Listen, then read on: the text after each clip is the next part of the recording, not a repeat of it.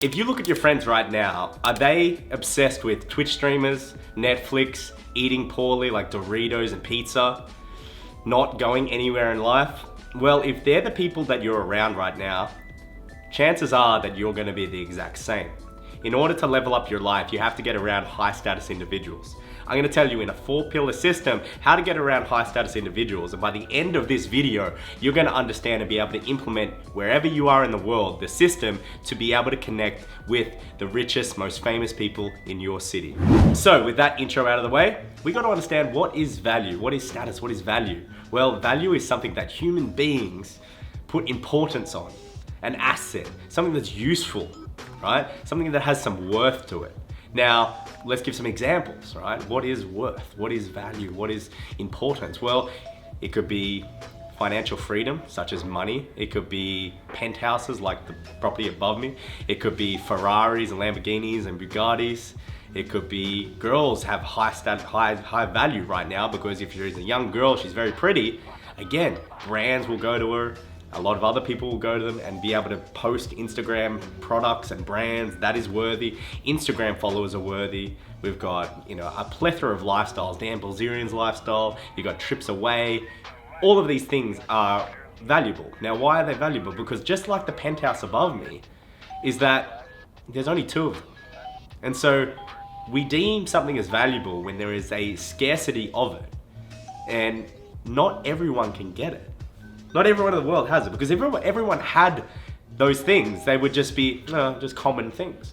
It's not like you're worthy when you have an iPhone, okay? An iPhone's pretty cool, but everyone's got them, right? And so what we have to understand is that these things of value and these people that have these assets have really worked hard to get it. So as we know, there is a lot of things in our life that are valuable. Now, let's talk about other things that are valuable. So let's take this. I got my laptop here, ready to go. So there's a few other assets that people don't deem as valuable, or people don't understand as valuable, that you can incorporate in your life. And this is pillar 1, incorporating other assets into your life that people may not deem as valuable, that are actually very valuable. First one, having a personality, being able to tell some jokes, being a good storyteller, being able to have emotional intelligence, being able to be almost combat ready.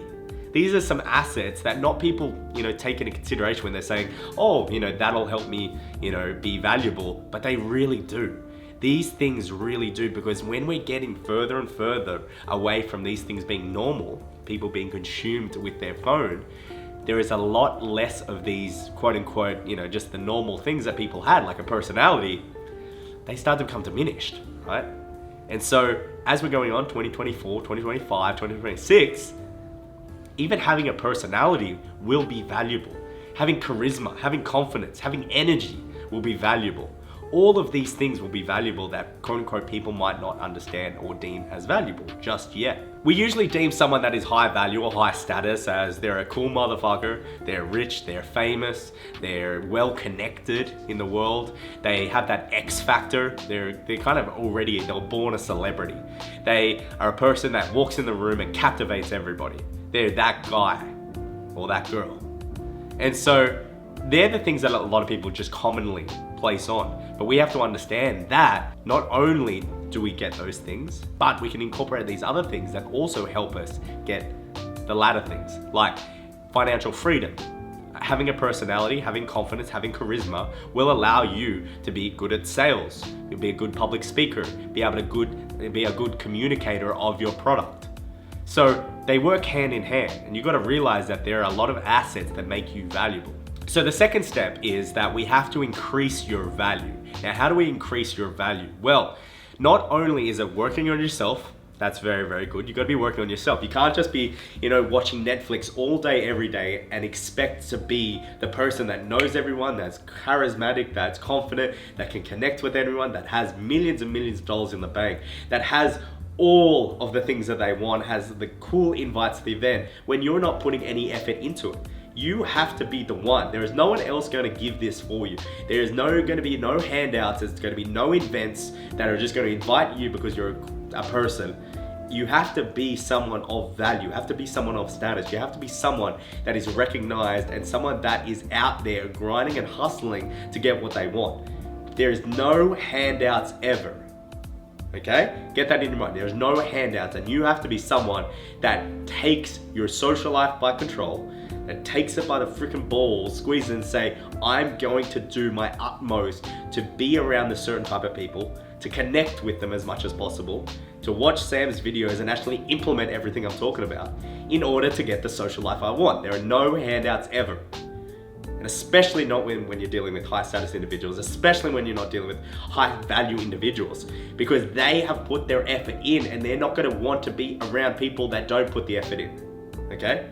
If you got a high value guy, high status guy, and you put him, or a high status girl, and you put them around your friends that are watching Netflix, that are eating Doritos, playing fucking Fortnite on Twitch, right? Not doing anything, not going to the gym, not looking after themselves, not showering every day, right? And you put those people in that, they would be repulsed by them because they're a complete opposite. These are people that are on the cutting edge of creating their life and every single nuance of that life being curated specifically. So you can understand when you see the two polar opposites, who you want to be around. These people don't want to be around these people that are just lazy, that are not going anywhere, because it rubs off on people. Okay, so if you're someone that is of lower value trying to connect with high status people, it's going to rub off the wrong way. You have to be increasing your value each and every day. That is reading, that is meditating, that is getting your fitness on point, that is getting your Instagram on point, that is learning personality, learning things, learning how to be a charismatic storyteller, learning how to be someone that's got a personality, learning how to identify and kind of ping off the social environment so that you're not completely awkward in every social environment, saying the wrong things, calling out people when you don't mean to. These are the things you have to do. There's no free handouts in this game. The third thing that you have to do, so the first two are a bit hard. They're like, whoa, holy crap. Now we go on the third one. Now we go to something that's a bit more practical. And I'm gonna give you practical advice. Always do. So the first two are full on in your face, and the third one's a little bit more practical. You have to understand, okay, so say if we have a high status person and they like to do things, what do they like to do? What do the rich and famous people like to do? And there could be a plethora of different things. I have a list right here. I'm gonna read out a couple to you. Skiing, polo, car racing, flying, golf, tennis, wine tasting, sailing, art collecting, horse racing, eating out, popping bottles in the clubs, strip clubs, gambling, charity events, world travel, Formula One festivals, business events, car meetups, boat parties, exotic car dealerships, membership clubs, estates, hunting, cryotherapy, going to the gym, making money, shopping on Rodeo Drive, board meetings, guns, sports, politics, ballet shows, concerts, casinos, hotels, motels, shooting ranges, hiking, maybe not motels, that was a bit, hiking, mountain climbing, massages, archery, okay? That's just the general thing. Now, with everything I just listed out, would going to one of those places be beneficial for you to connect with high status individuals? Absolutely. It's fundamental. I know back in the day, I used to go to the richest places where they would have real estate, open houses, and just sneak in Sydney. I used to do this all the time because I knew there'd be cool people there. There would just 100% be cool people there.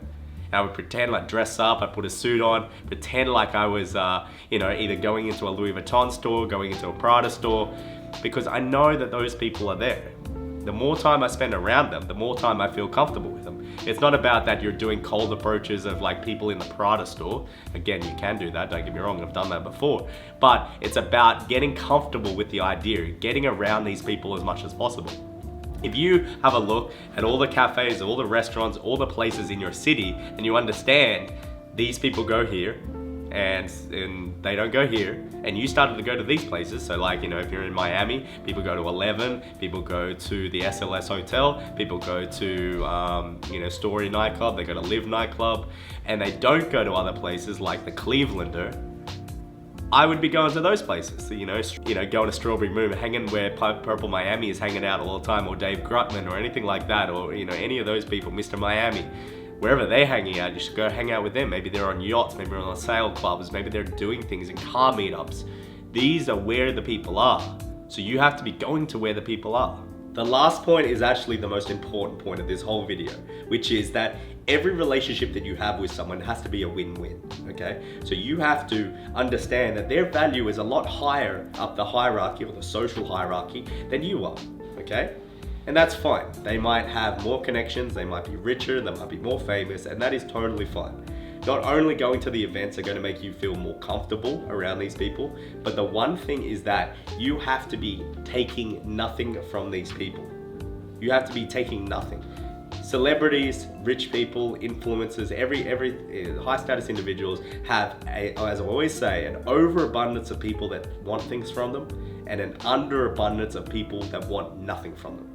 So think about this, you get the celebrity get something, there's constantly people taking photos of them, their managers are calling them up, their parents want something, people want money from them, they want you to do this, want you to do that, want you to do this, and you come along and you want to be friends with them because it increases your status and you want.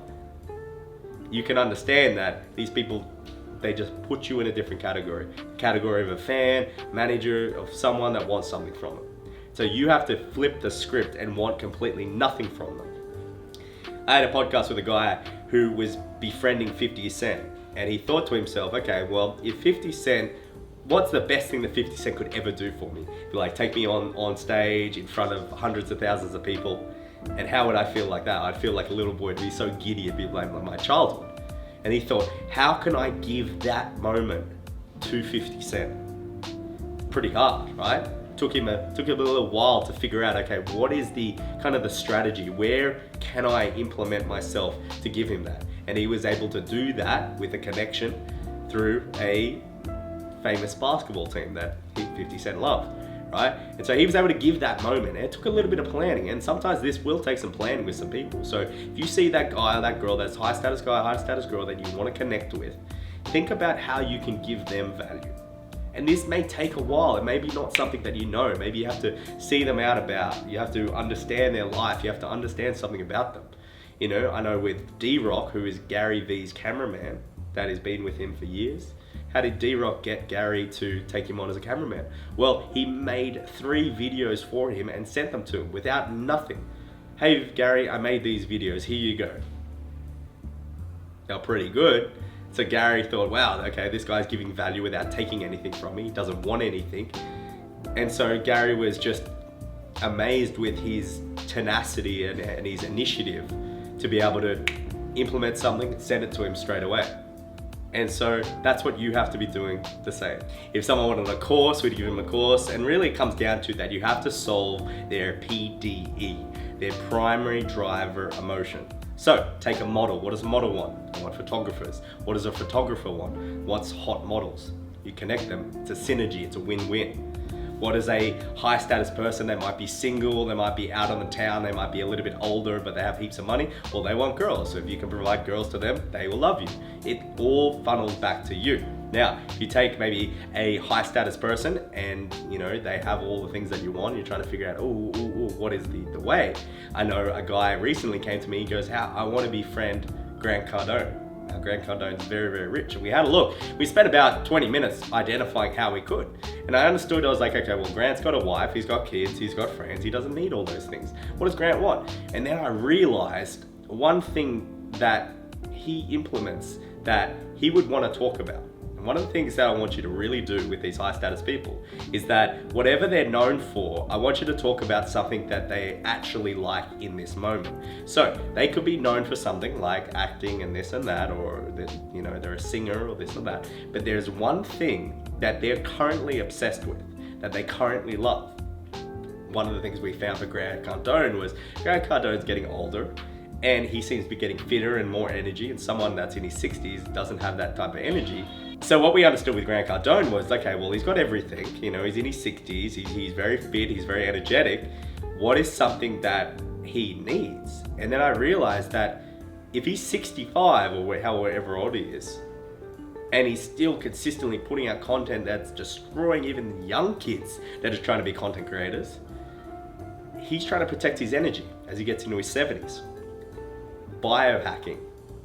So I knew that if you came to Grant Cardone with something to do with biohacking, improving his energy, improving his stamina, improving anything that made him keep going and be helped him content create, that was the way in to Grant Cardone. So you have to find these people's PDE and you have to be able to solve them. It might not be what you think it is too. So again, with these famous people, they might have everything. It might be something very specific that you have a connection, you know, to a doctor or a lawyer that they don't have. They don't have that. And you introduce the two, bang, You've solved their primary driver emotion. The doctor or the lawyer needs clients, and the client needed a doctor or lawyer. You've solved that. You just have to find what it is. Now with my buddy, I remember back in the day, he was known for making YouTube videos, but he was obsessed with his new NFT. So he would talk about NFTs for hours upon hours upon hours, okay? If you talk to him about his YouTube, he'd be like, yeah, no, it's cool, thank you, I appreciate it. And then you brought up NFTs, the conversation will go for hours and hours and hours. So you have to find, with communicating with these people, what that thing is with them, as well as solving their primary driver emotion. You do those two things, they will absolutely love you. So it's Sam here, check it out, and I'll see you in the next video.